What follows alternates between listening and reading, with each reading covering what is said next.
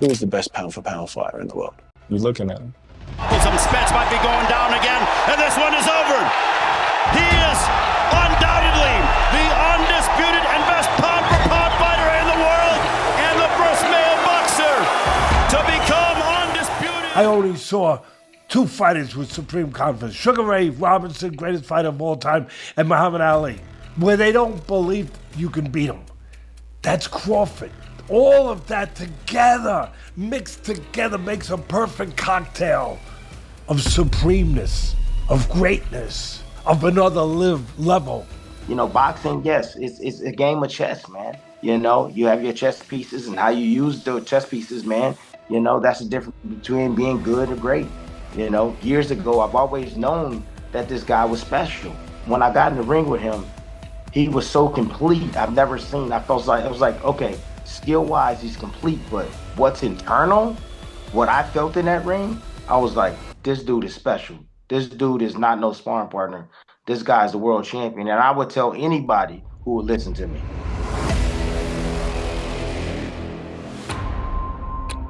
As a kid, he kept hearing the same thing from his mother. You'll never achieve anything. You're never going to be a real fighter.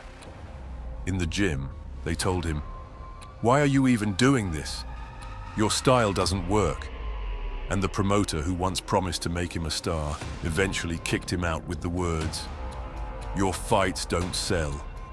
Nobody needs you." Most people in his place would have given up. But Terence Crawford just kept climbing, step by step, knowing that one day all that work would pay off. He's got freaky genetics. He's got some of the best genetics a human being can have. Crawford catches Porter early in round 10. And another combination. Beautiful work by Crawford. No. A world champion in 5 weight classes. The first undisputed champion in 3 divisions. Undefeated as a pro and arguably the most technical and intelligent boxer in history. All of that is this living legend, and at the same time just a regular guy from Nebraska who proved to the whole world that there is absolutely nothing impossible. Make way for the undefeated, one of the greatest of all time, Terence "Bud" Crawford. Ring Magazine, an undisputed super middleweight champion of the world, Terence "Bud"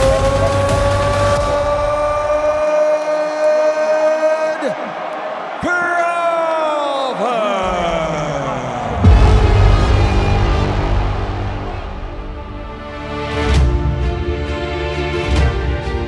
The story of Terence Crawford starts on September 28, 1987.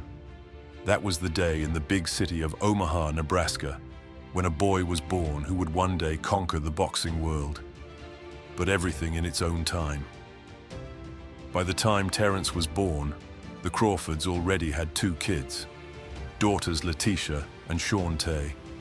His sisters always treated their little brother with understanding, supported him, and helped as much as they could. Things with the parents were very different.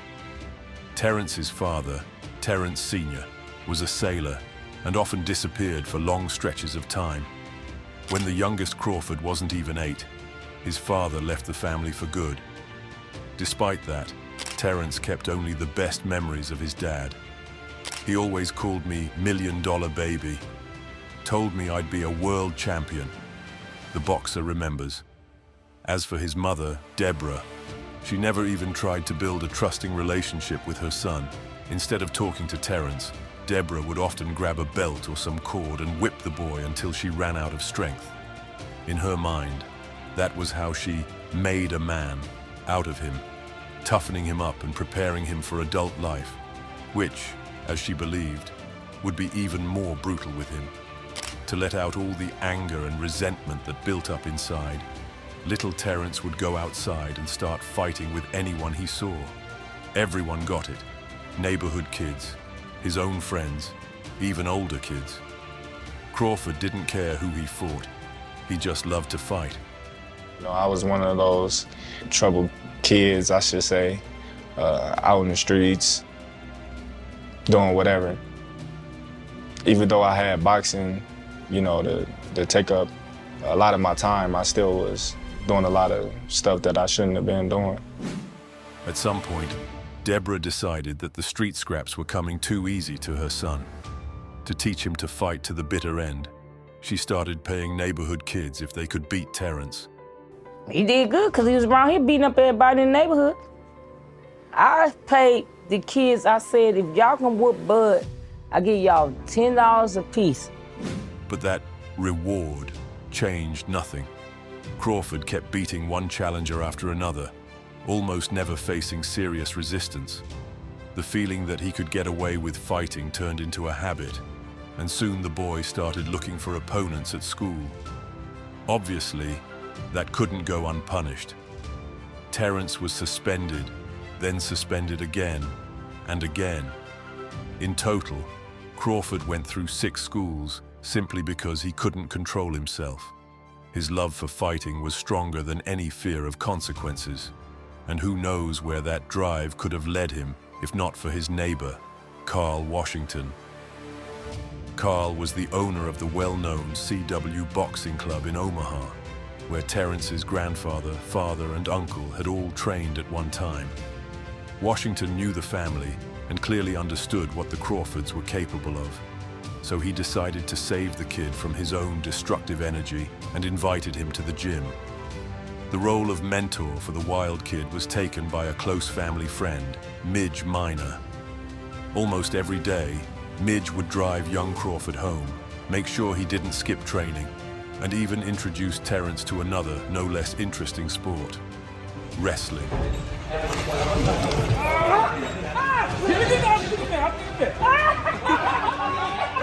Crawford liked that discipline, and to this day, he sometimes spars with elite wrestlers. But even with that, his main passion was still fighting, and the boxing ring turned out to be the perfect place for it. I was 7. I was away from boxing about 5 years. I came back in 2002.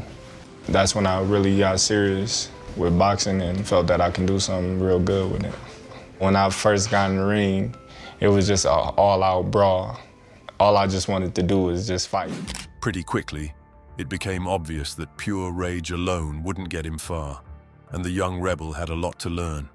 I go in there and just brawl it out with the other kid and make him cry, and then he put me with low level up, and they outboxing me, and I'm getting mad, and he like, no, you gotta use the jab, you gotta use your skills, and I'm like, what's that? All I know is fighting.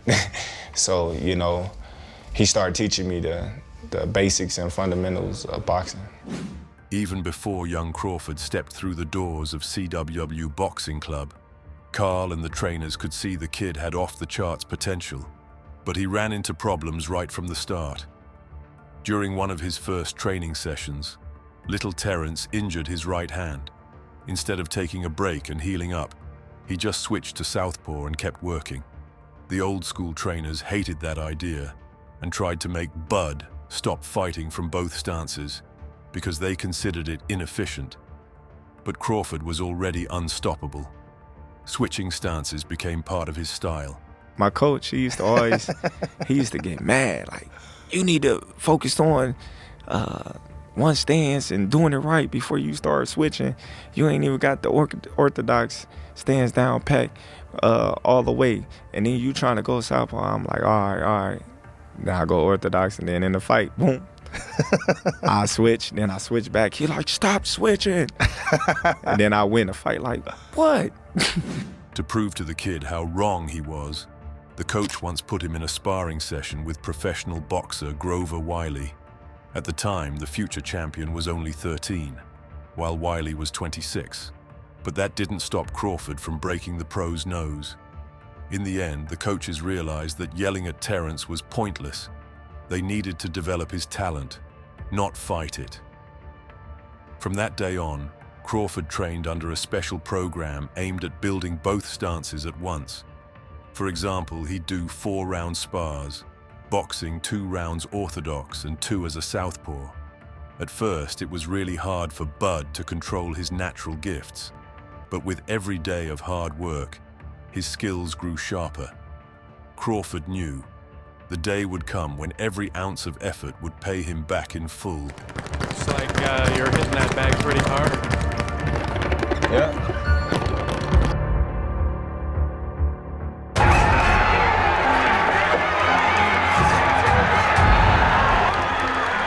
By the mid-2000s, Terence Crawford had already built a reputation as an incredibly talented, but not very lucky, fighter.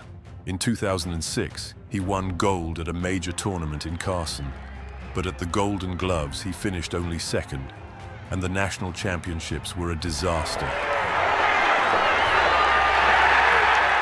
Bud entered them 3 times, but only twice made it to the podium, and both times came away with bronze. And yet, every now and then, he'd put on stunning performances and beat some serious names, including Mikey and Danny Garcia.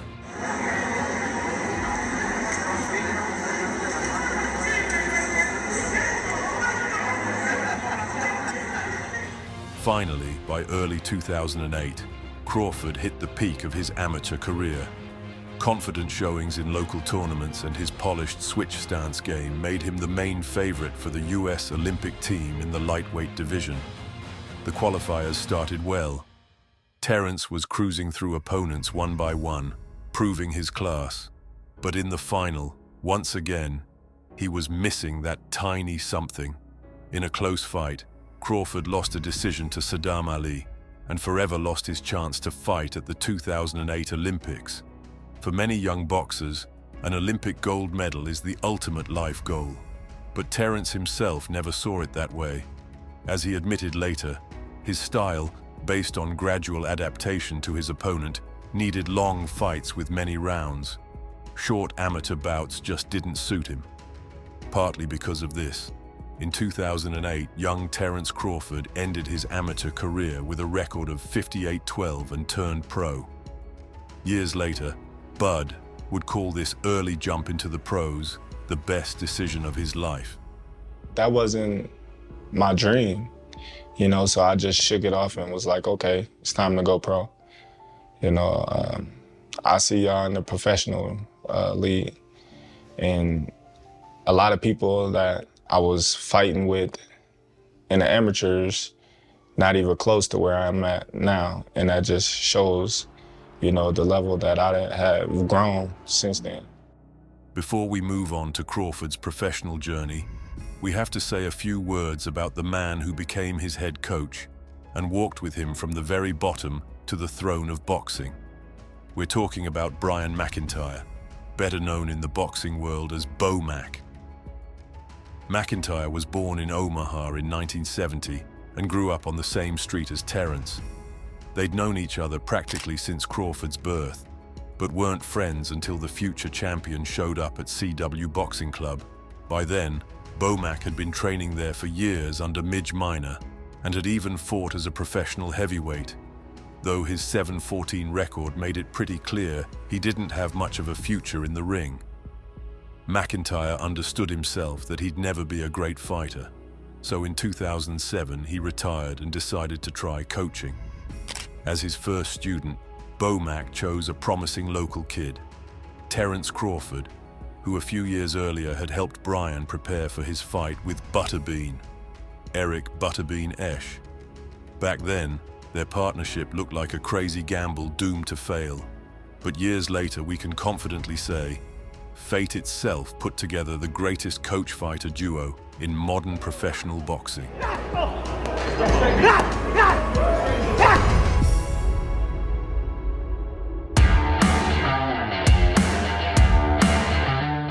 Terence Crawford made his professional debut on March 14, 2008, at the legendary Athletic Club in Denver. The young talent's opponent was Brian Cummings, who came in with a 2-0 record.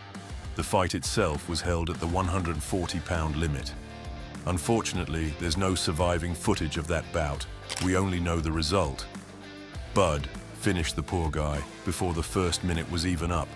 Looking back now, we can say with confidence, That clinical first-round win laid the foundation for one of the most incredible careers in boxing history. Over the next 3 years, young Crawford had 12 more fights, and of course, won every single one. Interestingly, after debuting at super lightweight, Terence decided to work on his weight and soon successfully moved down to 135. In that division, he had no trouble running through opponent after opponent. In early summer 2011, Bud got the name of his next victim, veteran Derek Campos, who had a 2011 record. The fight was set at 140 pounds in Denver, where Crawford hadn't fought since his debut. It also became one of his first appearances under the top-ranked banner. Young Terence floated around the ring, switching stances smoothly and punishing Campos with stiff 1-2s. Early in the second round, his shots began to break the veteran apart and put Campos on the canvas. And just a couple of minutes later, he was face down on the ring. Later that same year, 2011, the American fought Puerto Rican Angel Rios and beat him by decision. Then in the spring of 2012, he met dangerous prospect Andre Gorges. The big Canadian had fast feet and solid experience. He'd even fought for the IBF international belt. For 3 rounds, the fight was fairly competitive. But then Crawford found his distance and hit another gear. Eventually, he drove Gorges into the corner and caught him with a vicious overhand. Engage right now. Now he waits. Gets there. By the end of 2012, young Crawford had stepped into the ring 3 more times and knocked out every one of his opponents. David Rodella, Hardy Paredes, and Sidney Sequeira. All of them added to Bud's record and helped him climb the rankings. Whoever. Right now, I don't really care who I fight. What's up, Omaha, Nebraska, all the Team Crawford fans out there that support me, we coming, baby. Unfortunately, just putting on exciting beatdowns against journeymen isn't enough to make a star. Terence desperately needed a big fight against a top-level opponent. Easier said than done. It turned out none of the big names at lightweight wanted to face a dangerous unknown from Top Rank. So Crawford had to take whoever they gave him. In March 2013, he was offered a fight against Robert Osiobi. The bout was scheduled for late in the month on the undercard of the Brandon Rios versus Mike Alvarado rematch. But fate had different plans for Crawford. Just 3 days before the show, the card lost its co-main event, a fight for the WBA title at 140 pounds. Contender Bridis Prescott was left without an opponent, but was eager to stay on the card. So the promoters took a risk and offered Crawford the fight on 3 days' notice. Of course, a guy with Crawford's adventurous spirit said yes, and stepped in against the dangerous Colombian. Terence respected Prescott's power, so he chose to fight as safely as possible. He slipped most of the Colombian's shots, moved constantly, and picked him apart with straight lefts from the southpaw stance. And that game plan earned him a unanimous decision. The fight with Prescott was openly boring, but Crawford still came away with a huge win. First, the fans finally heard his name. Second, the promoters saw with their own eyes that this guy could beat legitimate contenders. That little push sent his career upward. In his very next fight, he boxed for the WBO NABO belt against tough Mexican Alejandro Sanabria, who was 34-1.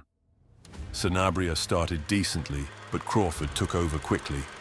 By round 5, Terence was totally dominating, and early in the 6th, he cracked Sanabria with a hook and put him into a deep sleep. Well, I had to take what was given. You know, I seen that he didn't want to initiate and come to me, so I had to come to him. After a win like that, Bud could easily have been named mandatory challenger, but first Top Rank decided to give him one more test against the Soch 12-ranked WBO contender, Andrei Klimov. The Russian had 16 pro fights and an undefeated record, but most fans and experts agreed he didn't have the tools to stop the new superforce in the lightweight division. And that's exactly how it played out. Crawford used his reach and stance switches to control the fight from start to finish. For every punch Klimov threw, Terence answered with 2 or 3 clean, often very hard shots. By the end of the fight, Crawford had outlanded him roughly 4-1. Once again, Crawford won by decision, which annoyed some of the bloodthirsty fans. But overall, he was still moving up. In just a few months, he'd gone from an unknown kid preying on washed-up veterans to the #1 contender for the WBO belt, with a handful of quality scalps. On top of that, the media side of his career was catching up too.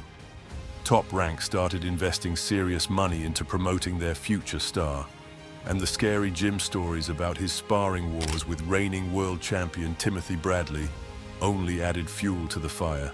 It was a call. Tim Bradley needed some sparring partners, but he needed a southpaw. And my coach had called me and asked me if I wanted to go. And I told him, yeah, but he was like, you can't go orthodox. You gotta strictly be southpaw.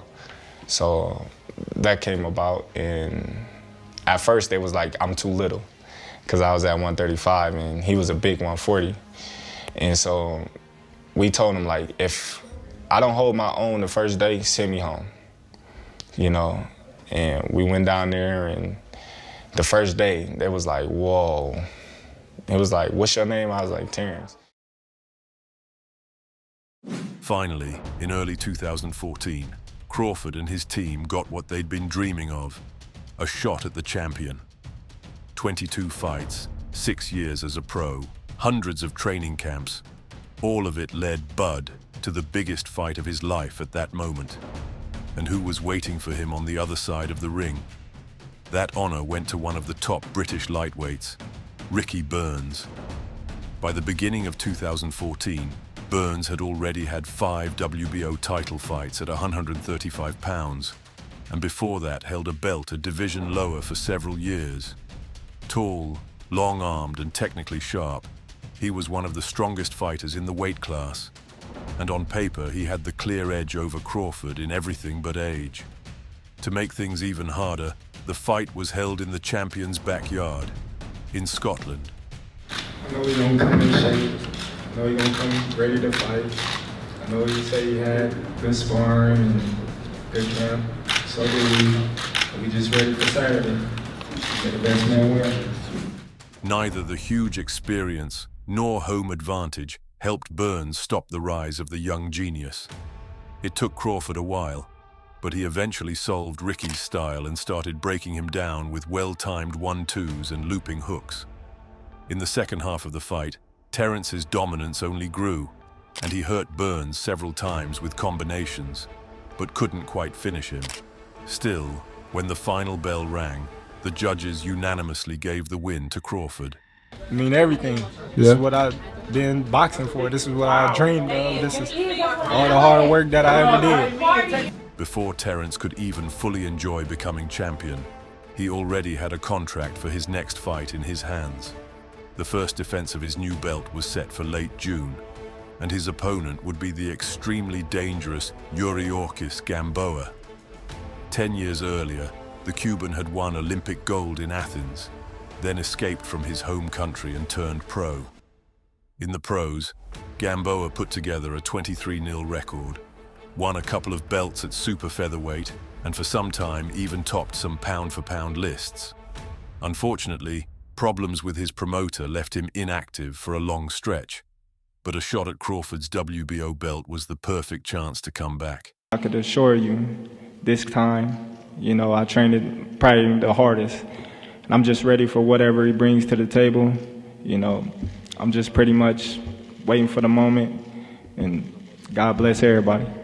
The fight was held in Crawford's hometown, Omaha, a place that hadn't hosted a big boxing card since 1972. Did that help Terence?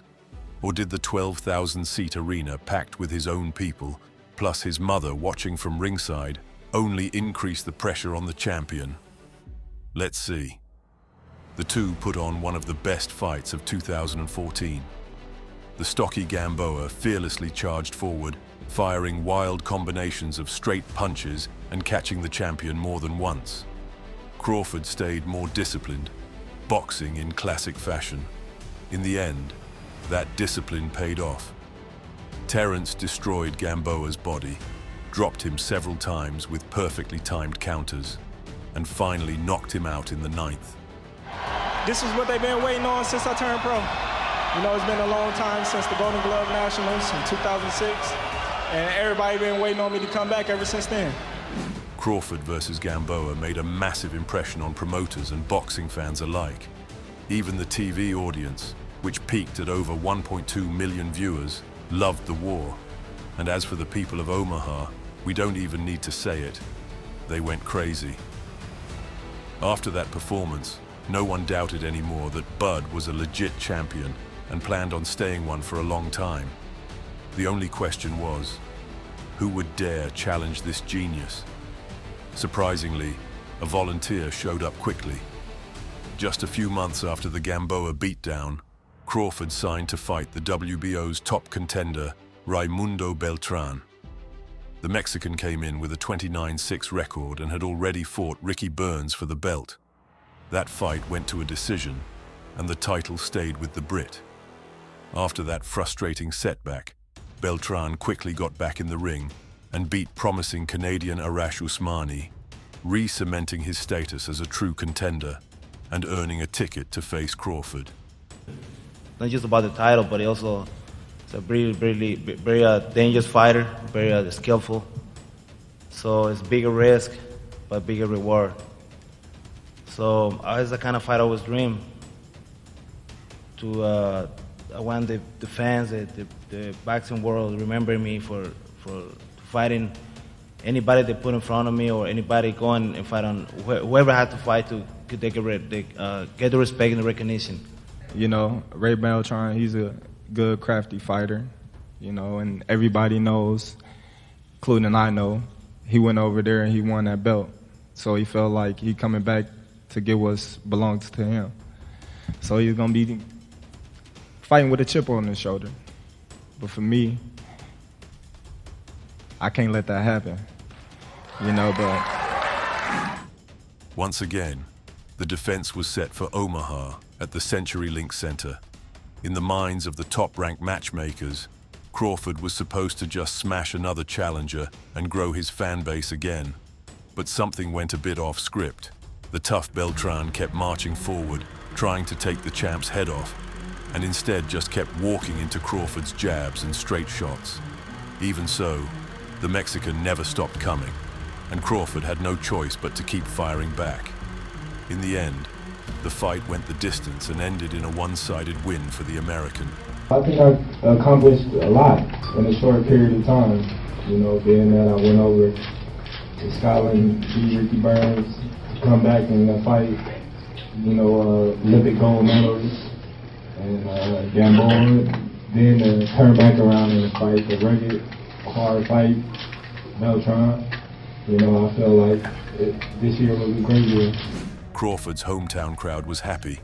He'd defended his belt and won clearly. But elsewhere, many criticized his performance and called it underwhelming. Still, fan disappointment didn't slow Crawford's overall rise. By the end of 2014, he was locked into the pound-for-pound top 10 and was named ESPN's Fighter of the Year. Right after beating Beltran, Bud also announced he could no longer safely make 135 and would move up to super lightweight for his next fight, which meant the most interesting part was still ahead.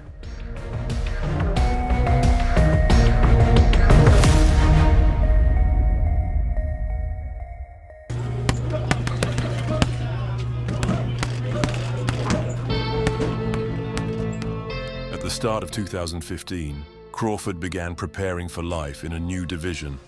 As you remember, he'd already fought at 140 before, but this time he wouldn't be facing journeymen. Now the opponents would be world-class champions. The first of them was Thomas Dulorme.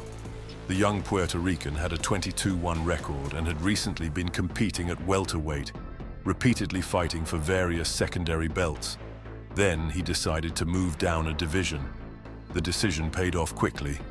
Dulorme grabbed a couple of new titles and earned the WBO mandatory challenger spot. He had no idea who he was about to meet in his title shot. I've evaluated all Crawford's fights. I've seen his plus and a lot of his minuses, and Once again, all the Hispanics, the Colombians, the Salvadoreños, the Mexicans, the Puerto Ricans are going to bring that title on the 18th home. You know, I can already tell.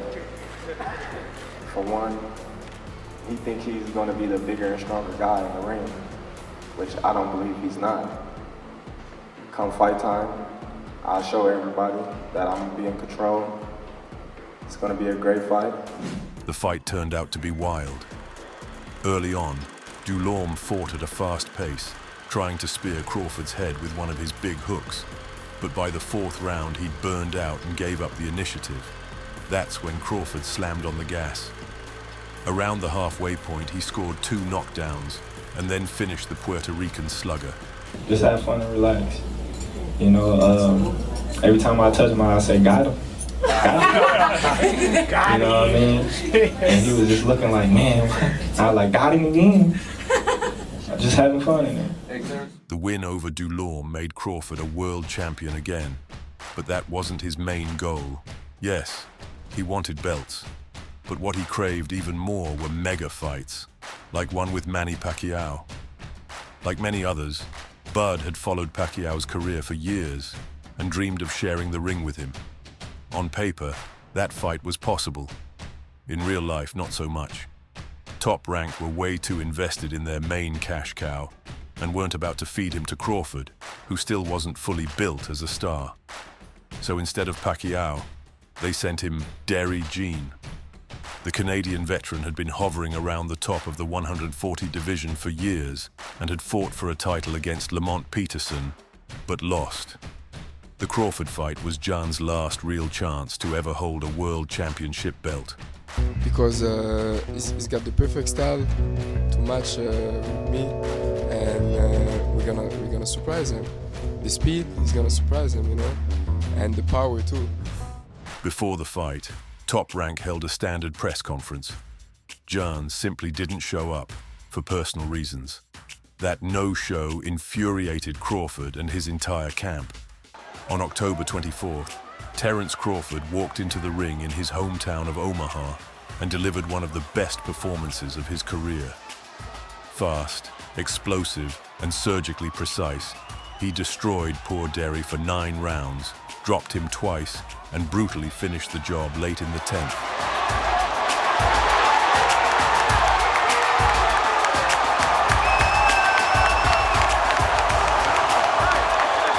You can see those 2 guys over there that called me out. He called me out twice. Did you get what you was looking for? Yeah! And then his manager guaranteed me that he was gonna walk away to Canada with my belt from my hometown, and I felt that was disrespectful. Even before that defense, Top Rank had already announced that Manny Pacquiao would return in April 2016 and was looking for a worthy opponent. The list of potential names was long, and yes, Crawford was mentioned. But in the end, they didn't even offer the fight to him. Instead, the contract went to Timothy Bradley, who had already fought Pacquiao twice before. Bud wasn't left sitting on the shelf. In February, he was matched with Henry Hank Lundy. Lundy was always good at selling fights with his mouth and could talk his way into big opportunities even off a losing streak. And I'm guaranteed I'm gonna come in here and I'm gonna take this man's belt. He never seen nobody that had the same tools as him. You know? Southpaw. You know, right-handed, speed, punching power. It's on. It's showtime. And I guarantee, fight night, I'm gonna break your will. You coming to the East Coast, homie. This shit ain't no game. No game. You gonna feel Philadelphia. You gonna feel my pain, my struggle. You gonna feel Hammer and Hank. And guarantee that night I will be the new WBO world champion. He started strong and even caught Crawford with a few hooks, but soon he stopped reacting to the champion's shots. And by the 5th round, he ran straight into a brutal knockout. As you can see, I never ducked anyone. I took all fights. Anybody that wanted to fight me, I asked Bob, put me in there with whoever, and that's his decision, my manager's decision, and they make it happen, I just train and fight. The fight went exactly how Top Rank predicted. Quick and spectacular. They knew Crawford would blow Hank out of the water. They were just hoping Lundy's trash talk would hype things up and give Bud's career another push. Unfortunately, the magic didn't happen. Even with all the trash talk, the fight barely drew 1 million viewers. That result didn't satisfy the promoters. They needed a new strategy to push Crawford into the mainstream. There were several options, but after some brainstorming, the team chose the simplest and hardest approach. Match Crawford only with the absolute best in the division. If he kept beating top fighters and collecting belts, fans would eventually have no choice but to start following him. At least, that was the idea. To take the first step in that direction, in the summer of 2016, Bud accepted a fight with WBC world champion Viktor Postol. The undefeated Ukrainian came in at 28-0 and was seen as one of the most technical boxers in the 140-pound class. On top of that, he had Freddie Roach in his corner, a legendary strategist in big fights, but none of that scared Crawford or his team. For them, this fight was a challenge. Display my talent. A lot of people not giving me enough credit to the point where everybody's talking about postal jab. But we're gonna see who got the better jab come Saturday. On the 3rd of October 2015, I fulfilled my ambition to becoming WBC champion. I am sure that I will unify the WBC and WBO belt on the 23rd of July. For my part, I will do my best in that regard with the help of my team. Freddie Roach. Postal tried to outbox Crawford from long range, and that turned out to be a fatal mistake. Bud read his every move and started countering him with hooks and straight lefts. By the end, Viktor was so frustrated with his plan that he tried to brawl and lost even there. One-sided win, another belt for Terence. At the post-fight press conference, reporters compared Crawford to Floyd Mayweather. Terence took it as a compliment and admitted he still looked up to money as a fighter. You know, Floyd still is one of the guys that I look up to as a fighter, and not only in the ring, but the things he do in the ring as well. But I just boxed today. You know, I said all week I was gonna have fun in there, and I believe I did have fun in there. And everybody was talking about Viktor's jab and how tall he is and what he was gonna do. But what happened? Right there at the press conference, representatives from the Ring magazine handed Crawford their championship belt. Everyone, this is Mike Rosenthal from Ring magazine. He has a special presentation for Terence. Now Crawford had 2 titles at super lightweight, but before going after the rest, he wanted a short break and took some time off until the end of the year. Once again, fate barged into his life without knocking. On December 10th, HBO had planned a big card headlined by Gennady Golovkin versus Daniel Jacobs. Soon before the show, that fight was pushed back, and the promoters urgently needed a new main event. Top Rank didn't think long. They called Crawford and offered him a fight against WBO contender John Molina Jr. The Gladiator had never been a world beater, but in his last fight, he'd shocked everyone by beating the incredibly tough Ruslan Provodnikov. Well, I was always the type of guy that wanted to be seen as the champion. And when you look at the division, you got 4 champions. I just always wanted to look at the division as the champion. I know everybody look at me like the champion. I'm #1 the Ring magazine champion, but at the same time, you say, who the champion at 140? And you name 3 people. You say Terence Crawford, Ricky Burns, and the African that just won the IBF. So that's just my thing. I just want to be the one that they be like, Terence Crawford, he got all the belts. And then The fight was set once again in Crawford's hometown of Omaha, where several thousand loyal fans were always ready to scream for him. During camp, Molina ran into serious trouble making weight. In the end, he came in 4 pounds over the limit. Did that extra weight help him? Or did Bud beat him up anyway? Let's see. For 8 rounds, Molina trudged forward, trying to land at least something big, and instead just kept taking clean punishment. By the 8th, Crawford was bored of counterpunching and simply marched forward, beating Molina down until the referee stepped in. Like with Lundy, the result was predictable, but the fans loved it. Nobody was louder than the fans in Omaha, who were unanimously calling for journalists to make Crawford Fighter of the Year. 3 fights, 3 wins, plus another belt. Not bad at all. But the achievements of Andre Ward and Vasily Lomachenko seemed more impressive to the experts, and this time the award slipped away from Crawford. Before going for the remaining belts, Terence needed to make at least one mandatory defense for the WBC. The organization gave him several options: Antonio Orozco, Amir Imam, and Felix Diaz. Negotiations showed Orozco's team wasn't interested in facing Bud, and nobody wanted to deal with Amir Imam's promoter Don King. That left just one name on the table. By early 2017, Felix Emmanuel Diaz had a 19-1 record and, despite his age, was still considered a live, dangerous opponent. In 2008, young Diaz had won Olympic gold in China and later turned pro, but fought rarely. In 2015, he suffered his first loss, a close majority decision to Lamont Peterson. Since then, he'd had only 2 fights, winning both, and unexpectedly landed a shot at Crawford. I've been reading all the blogs, people been sending me for the last couple of days telling me that this guy said I'm scared of him, and I've been ducking him. And everybody knows Terence Crawford ducks no one.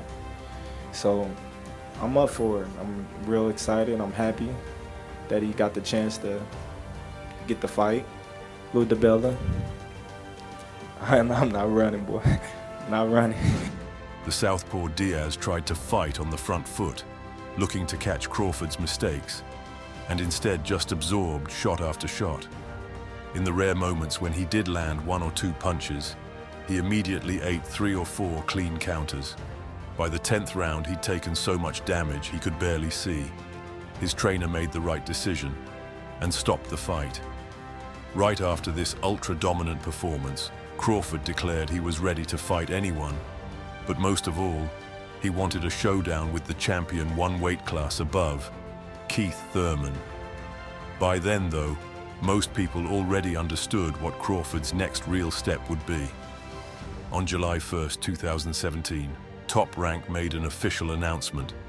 Crawford's next fight would take place on August 19th against undefeated WBA and IBF champion Julius Indongo.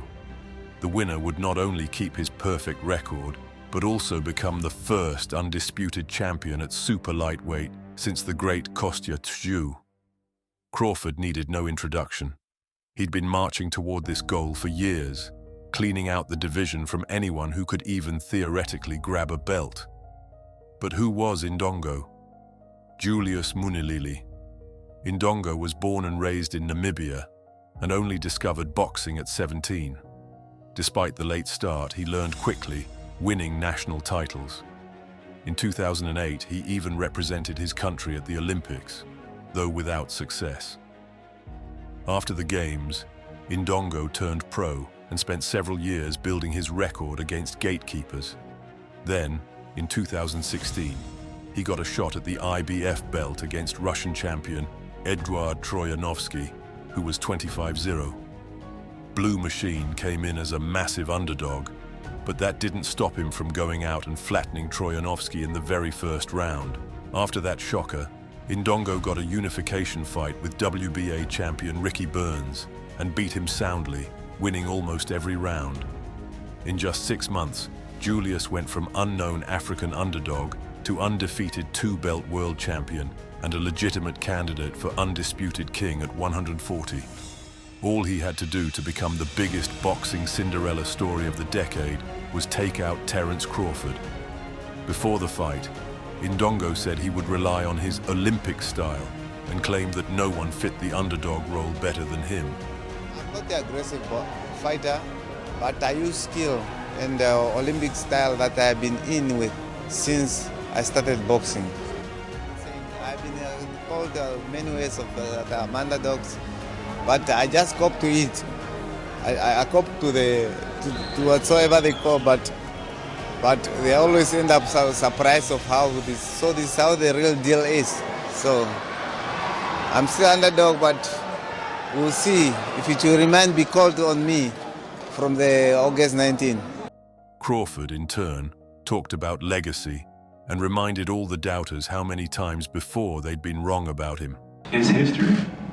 You know, the closest person to capturing all 4 belts in this division was Costa Zoo. Yeah, all 3. You know, and I want to be labeled as the man that won all 4 of them in my state of Nebraska. And it means a lot to me, being that, you know, a lot of people don't believe good talent comes from Omaha, Nebraska. And I've been proving them wrong ever since I came on the scene of boxing. There was a lot of talk going in, and everyone expected a war in the ring. So what did we get? The first round was competitive with fast, even exchanges. But in the second, Crawford landed a straight left and dropped Indongo. After the break, Julius tried to get it back and came forward. But this time, Terence didn't let him off the hook and knocked him out cold. Ladies and gentlemen, meet the new undisputed champion at super lightweight, Terence "Bud" Crawford. Legacy. That's what Crawford had dreamed about his entire career, or even his entire life. Money, belts, fans, all that is great, but history was always #1 for Terence, and this win carved his name deep into that history. What was left to do now? Most fighters in Crawford's place would have sat tight, kept their belts and continued defending in a division they'd already cleaned out. But Bud was cut from a different cloth. He knew he'd already done everything there was to do at 140, which meant it was time to move on. Just 11 days after becoming undisputed, Crawford vacated the IBF belt, then the rest of his titles, and moved up to welterweight.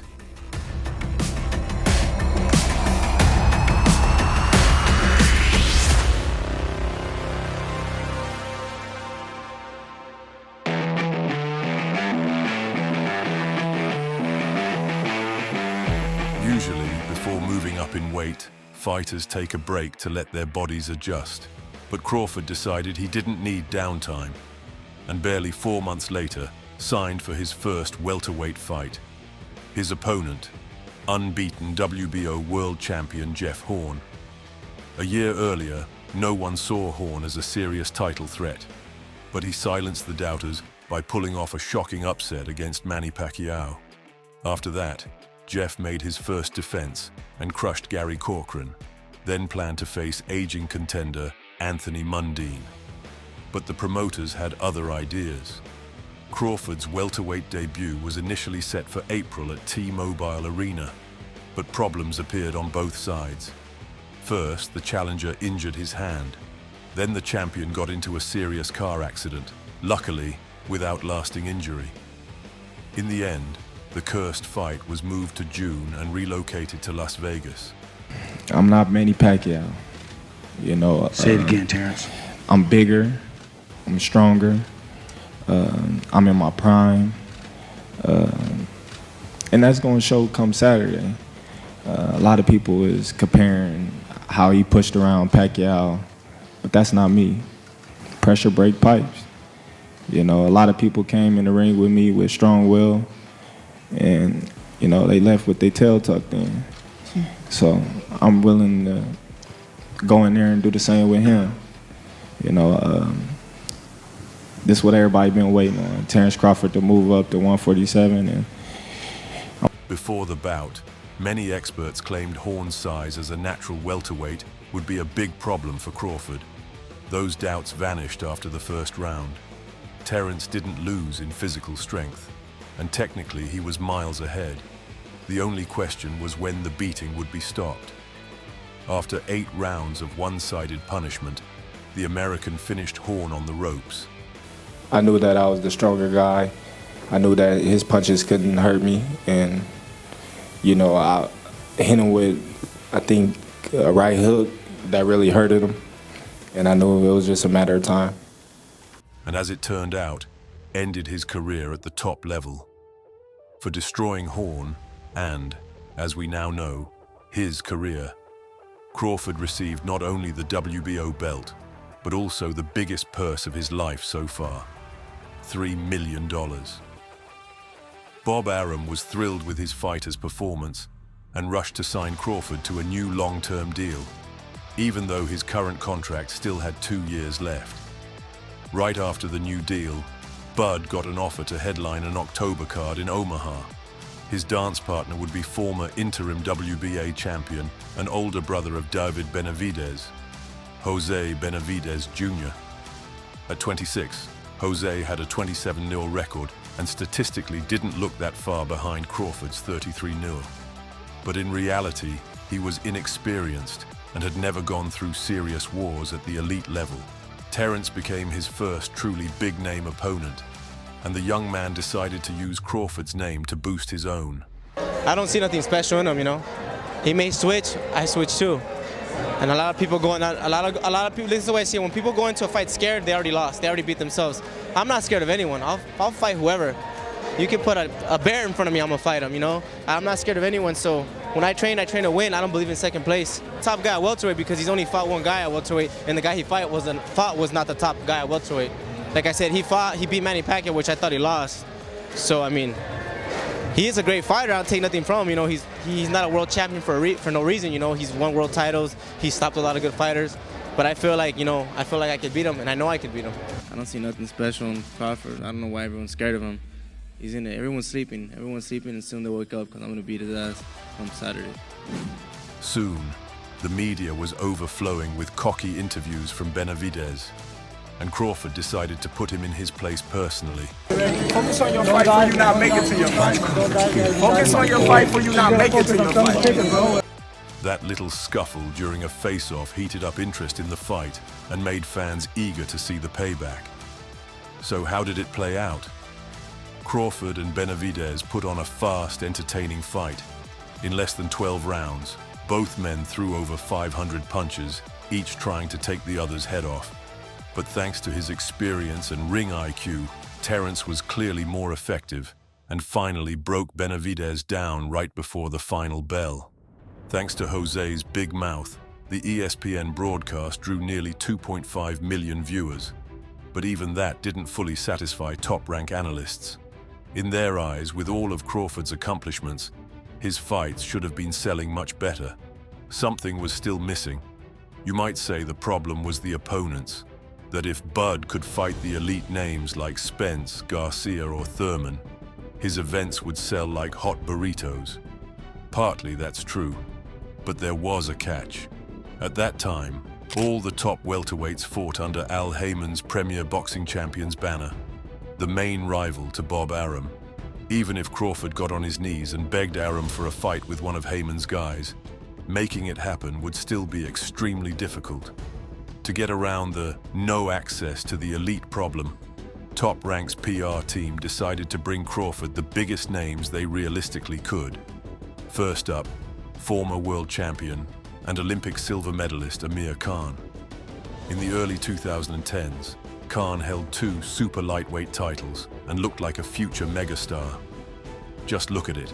Lightning fast hands, Olympic technique, sharp trash talk, the perfect combo for a superstar. And at first, his career really did go great. Amir racked up wins and defended his titles without much trouble. But in 2011, he ran into Lamont Peterson and lost a close fight, and then walked straight into a brutal knockout from Danny Garcia.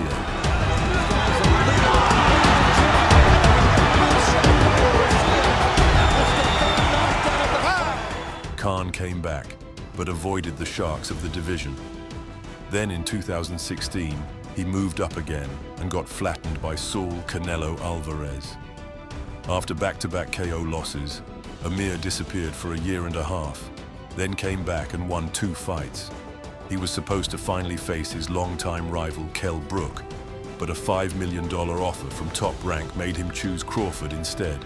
Just thinking, you know, my last probably 8 fights been the toughest fights of my career, you know, to date, you know, they say, you know, and you see how them fights turned out. So a lot of people say this is gonna be the toughest fight of my career. We shall see. I want to become undisputed, you know, at a welterweight division. That's my main goal right now, is to become undisputed and become the lineal welterweight champion of the world. I was the lineal champion at 35. I was the lineal champion at 140. Now I'm looking to do the same thing at 147. Guys who are a lot stronger, a lot bigger in weight, which plays a big part. But in this fight, I mean, I really think I have the style and everything that it takes to win this fight. And I'm not just coming into this fight just to lie there or be a name on his resume. I'm coming here to win. In the very first round, Crawford dropped Khan and then chased him around the ring, drilling him with vicious straight shots and body punches. Around the halfway mark, Terence landed another shot to the body, but accidentally strayed low and caught Khan in the groin. Amir couldn't recover and chose not to continue. It wasn't just the looks. I felt physically stronger. I felt like I punched harder than Amir Khan, and that's the whole story about the welterweight division. A lot of people look at my size and they say, oh, well, he's too little, I'm gonna be bigger than him, I'm gonna be stronger than him. But if you look at my welterweight range, I didn't stop every welterweight that I got in the ring with. That fight was supposed to take Crawford's career to a new level, but, as often happens, something went wrong. Unofficial numbers say the PPV sold only about 150,000 buys. At the same time, another welterweight fight between Spence and Garcia did almost 500,000. Once again, Top Rank's plan to break Crawford into superstardom failed. While the promoters were thinking of a new strategy, the champion decided to make a mandatory defense against deserving challenger Egidijus Kavaliauskas. The Lithuanian Mean Machine came in with a 21-0 record and had been calling out Bud for years. Egidijus genuinely believed his straightforward but very heavy style would be the perfect weapon against Crawford's creativity. To test that theory, the fight was set at Madison Square Garden in New York on December 14th. Crawford was in my mindset already from June. We start training camp in June, so it was 5-6 months. So every day was just Crawford, Crawford, Crawford. So my mindset is good. I'm happy for this fight. When this fight was made officially, I was super happy all day. I was all day smiling. My job was just, going straight ahead to Crawford is not the option, because he's too smart, and he's showing all his last fights that he's smart, and he's smart in the ring. So we work on my combinations, and we don't want to go very wild at him. So that's it. Anybody else is just talk. You know, it goes in one ear and out the other. I know he's a great opponent. He's hungry, he's determined, and I'm not taking him lightly by no means.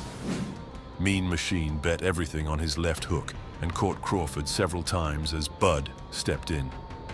Unfortunately for the challenger, after a couple of rounds of adjustment, Terence stopped getting hit, started cracking back hard, and eventually finished Egidijus in the ninth. Righty, Crawford comes in. There's a 3-punch combination from the champ. Oh, he hurt!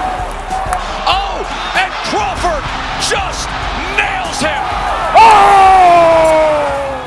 The fight with Mean Machine was one-sided, but Crawford's haters, who had already accused him of running from Spence, still got their talking point.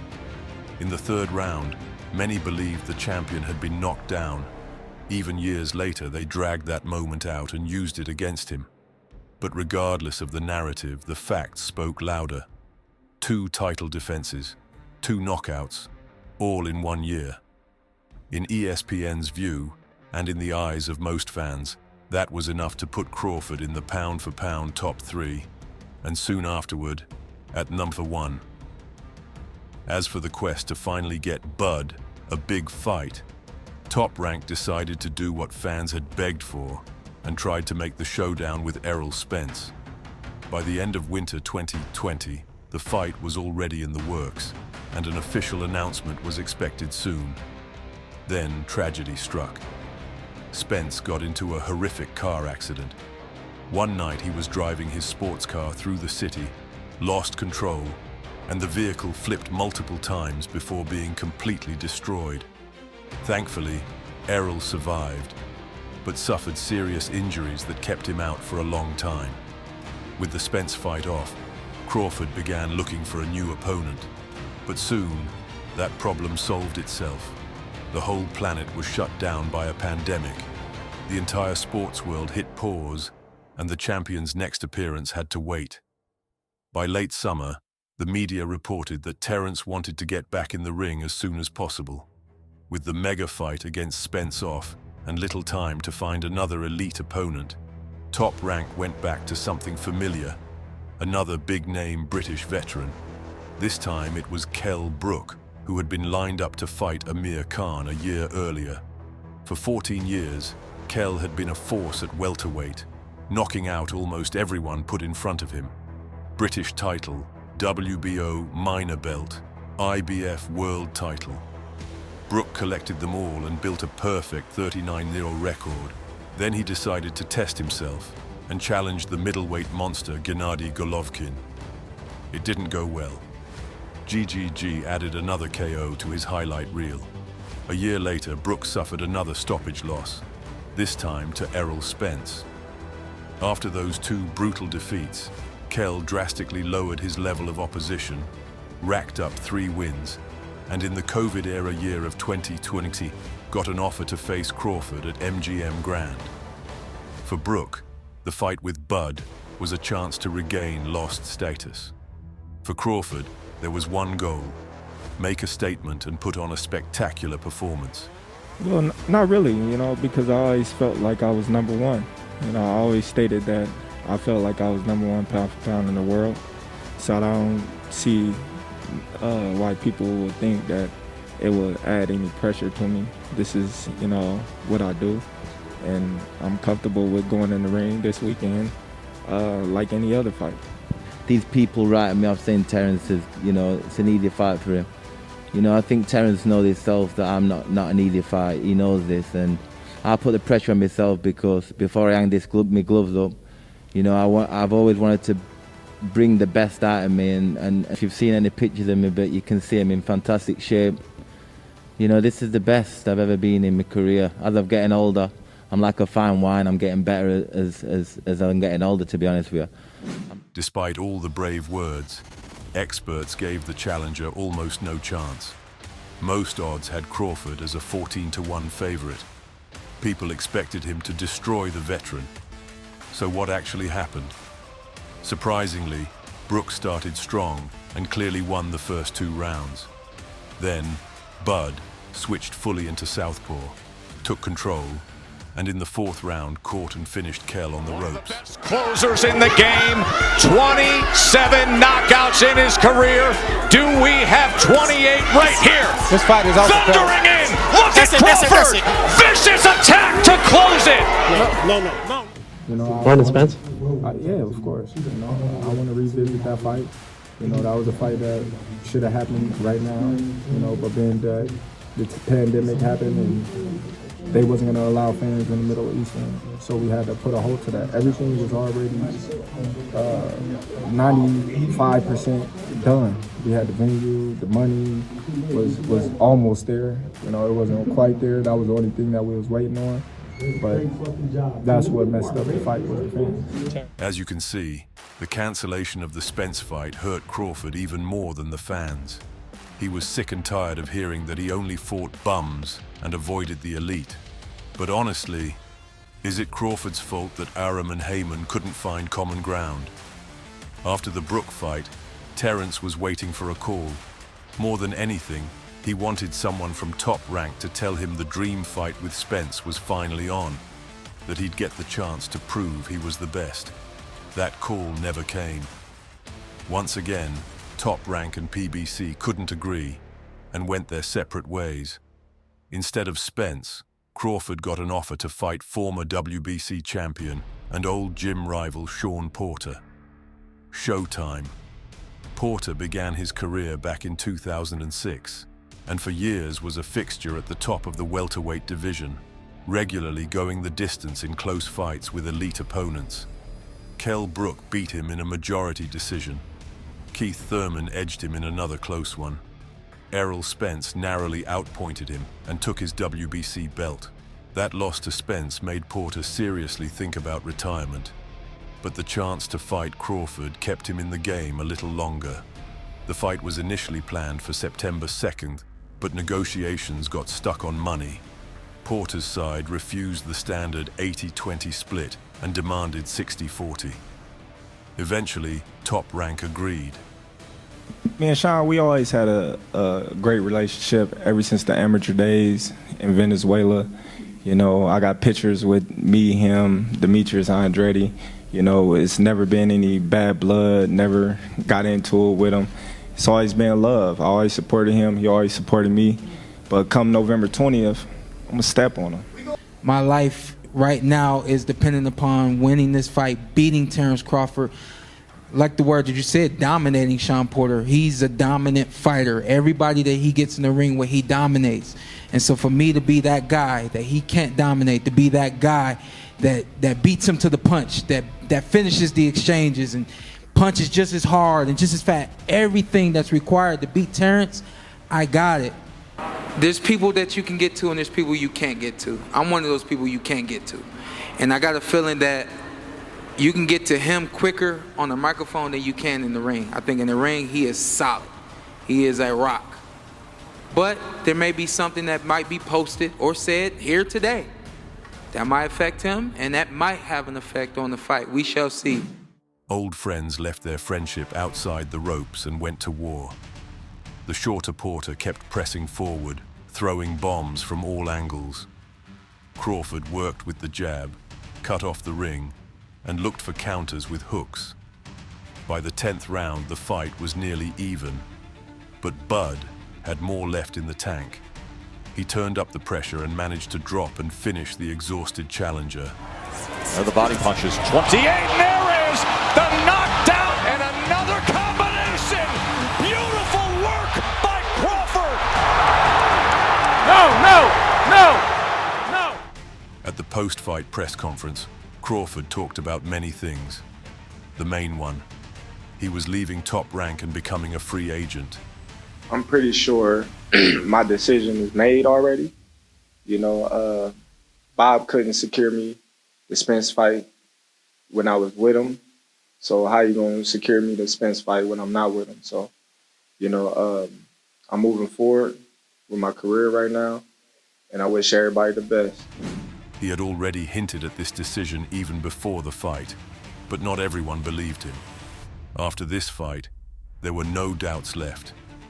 Like Floyd Mayweather before him, Crawford walked away from Top Rank to reach the very top on his own terms, for the fights that would make him not just great, but one of the greatest ever.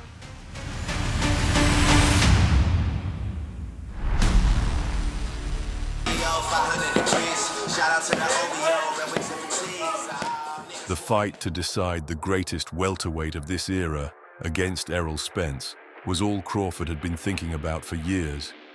He woke up with that thought, trained with it, went into other fights with it, and finally, he got the chance to make it real.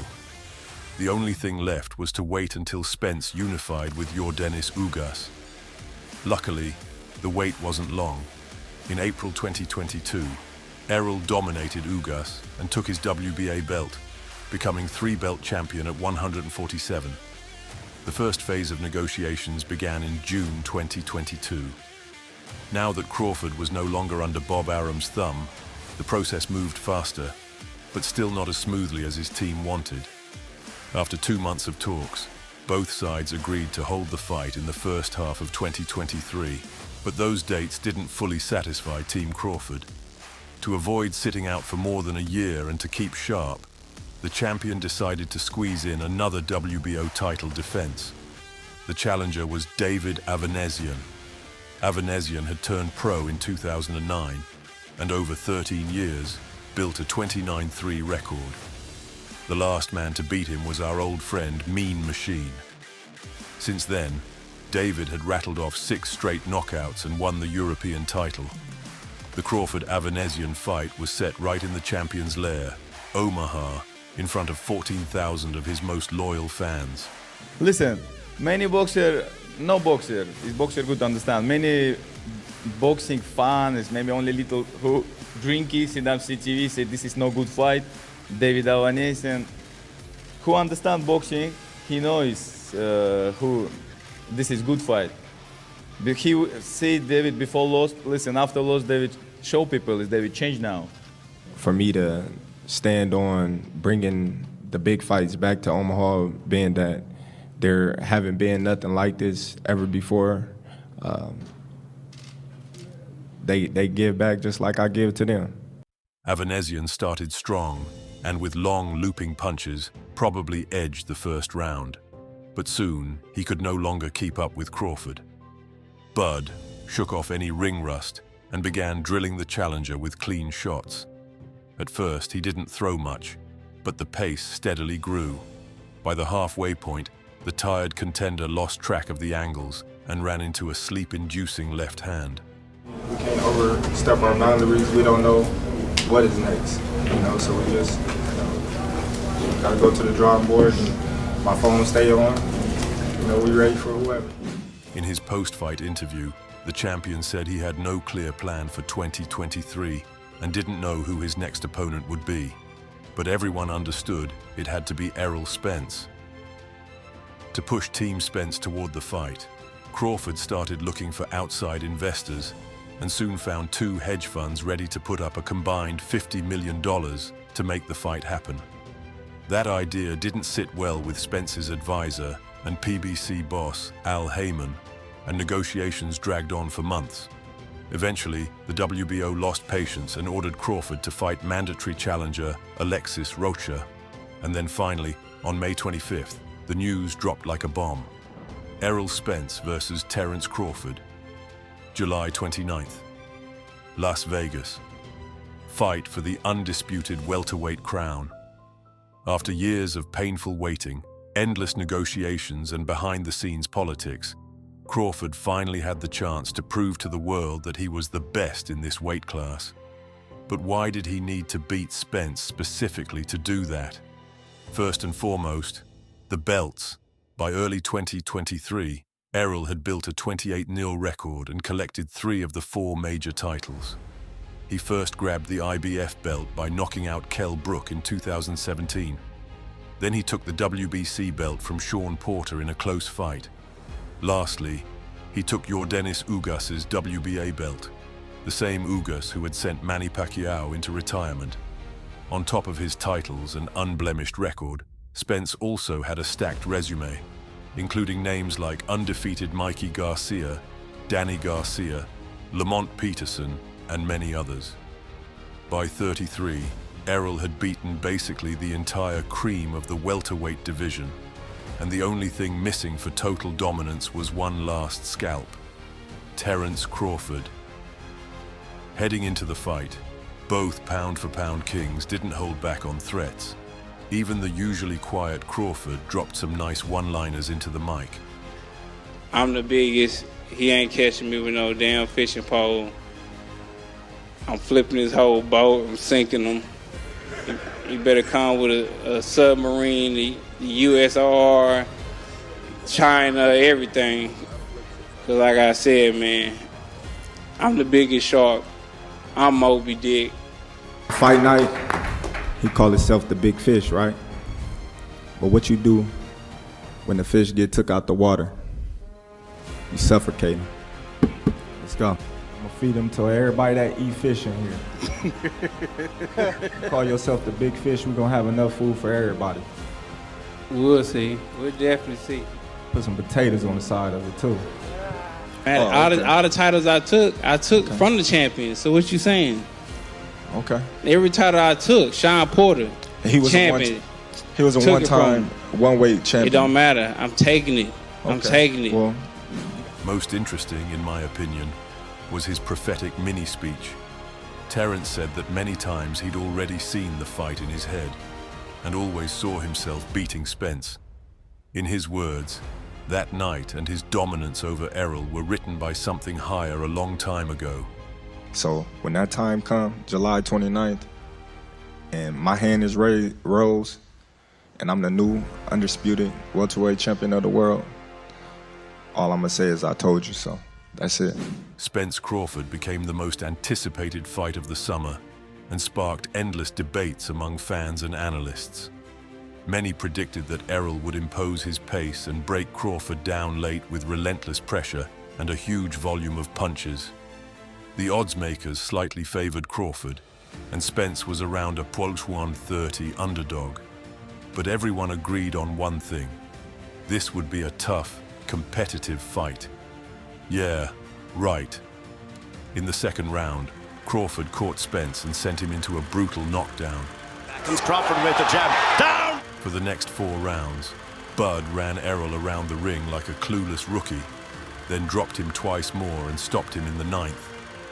Absolute domination. Because who I took the belts from.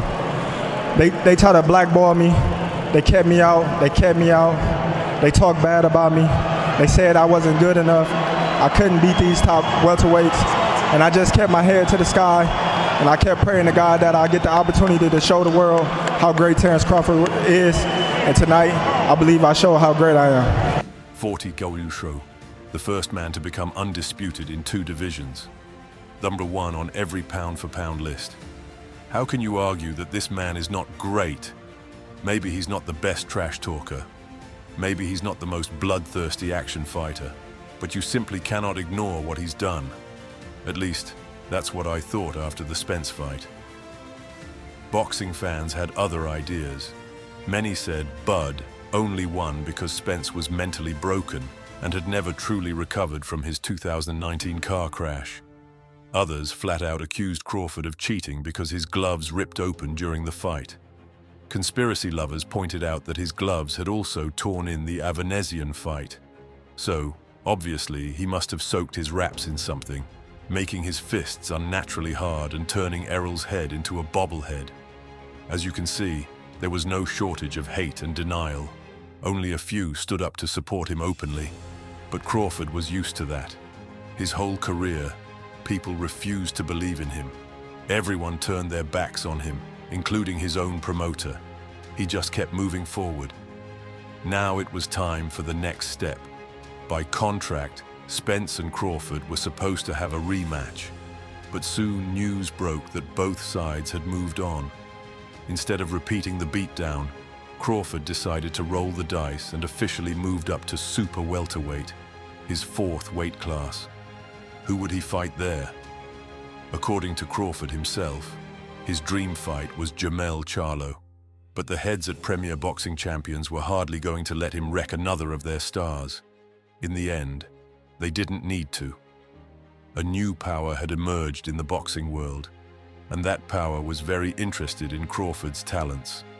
We're talking, of course, about Turki Al-Sheikh, who recently began playing a huge role in big-time boxing.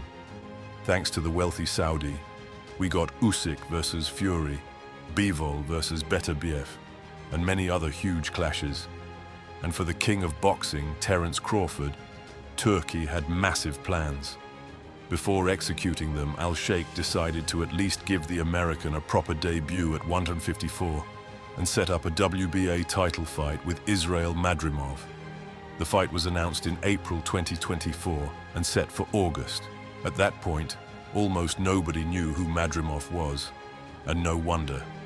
A 10-0 prospect with only 2 solid names on his record.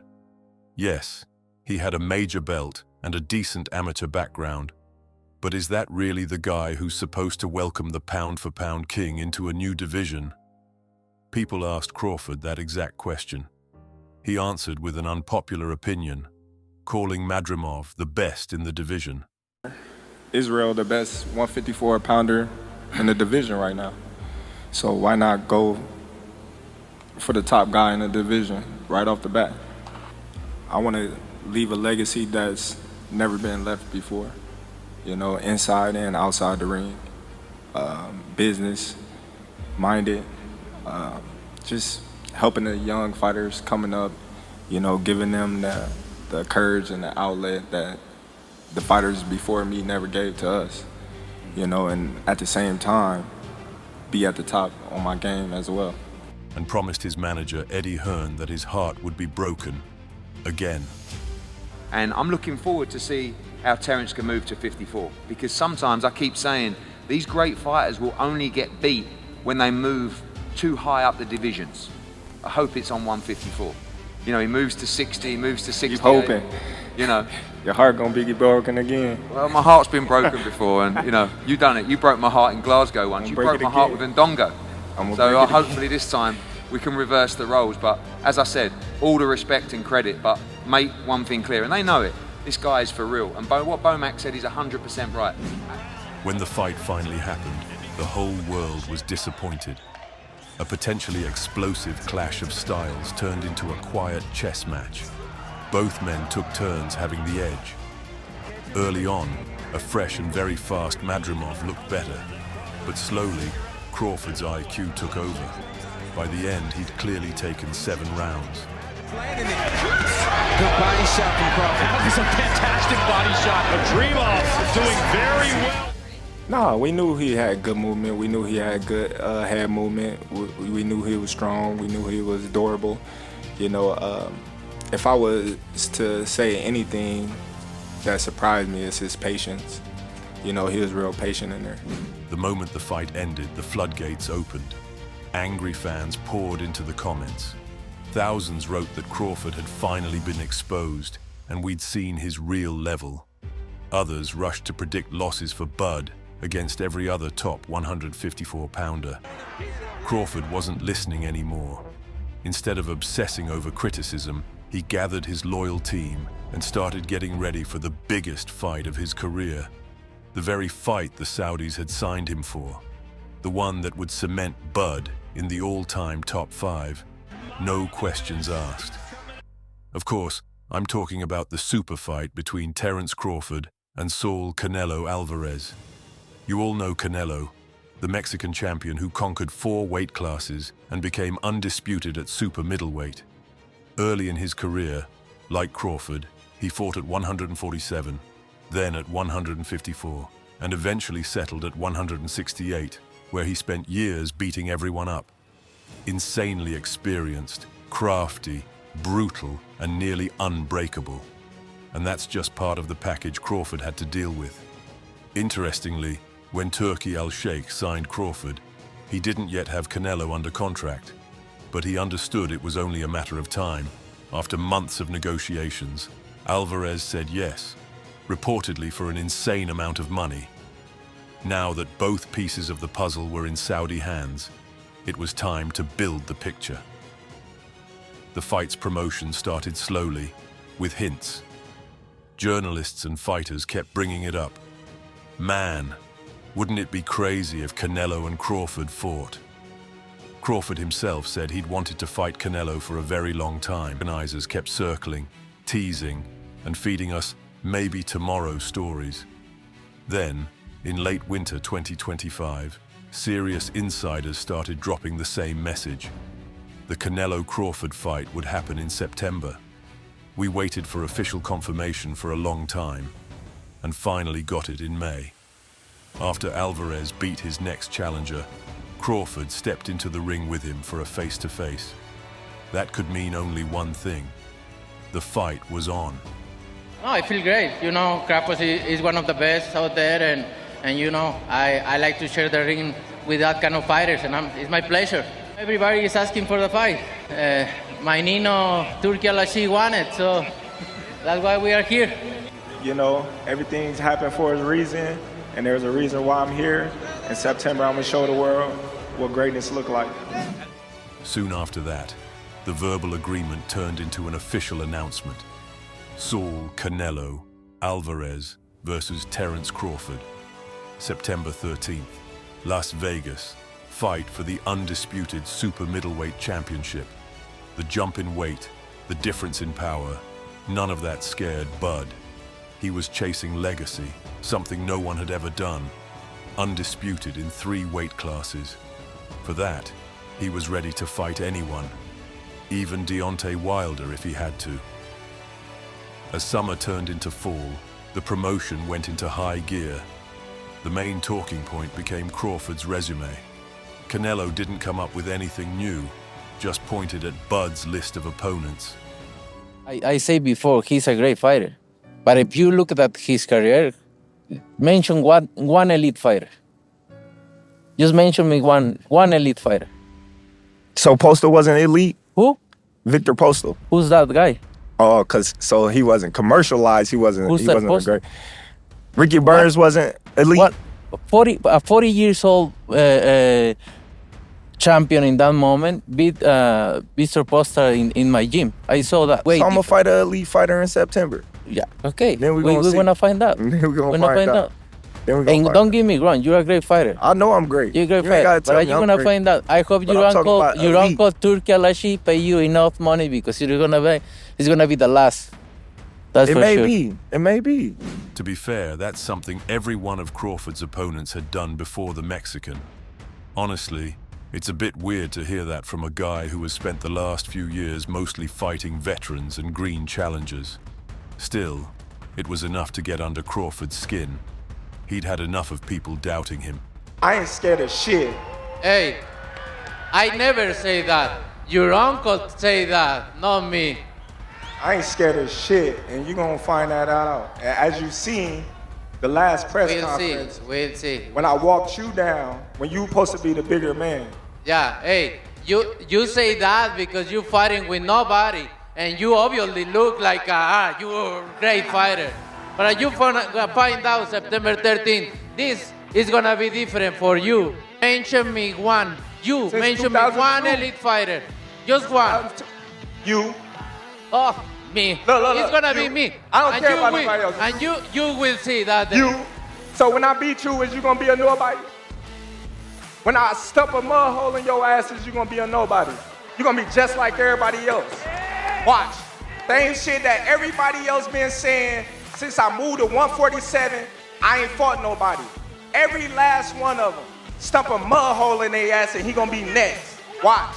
For one man, this was another routine title defense. Just another smaller guy moving up. Not the first. For the other, this was possibly his last chance to step out of the shadows and prove beyond doubt that he was the best. For one, it was guaranteed tens of millions and another night of business as usual. For the other, it was a new weight class and a once-in-a-lifetime shot to become undisputed champion for the 3rd time. For one, it was a job.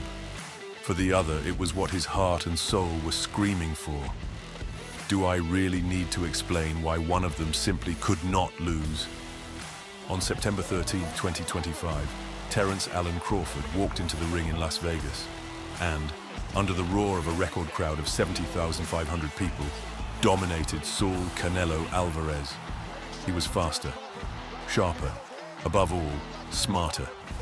Next to Crawford, the once explosive Alvarez looked like he was moving in chains, just eating jab after jab and sharp, stinging counters. For almost all 12 rounds, Bud did whatever he wanted to him, and in the end, won a close decision on the cards, which, honestly, is laughable. At the post-fight press conference, Crawford was asked what this win meant to him. His answer hits you right in the heart. To be honest, when I set my sights on doing something and I know what I'm capable of, it's not like a surprise to me. It's a surprise to y'all because y'all didn't believe me, but for me, I knew I could do it and I believed that I could do it. I just needed the opportunity.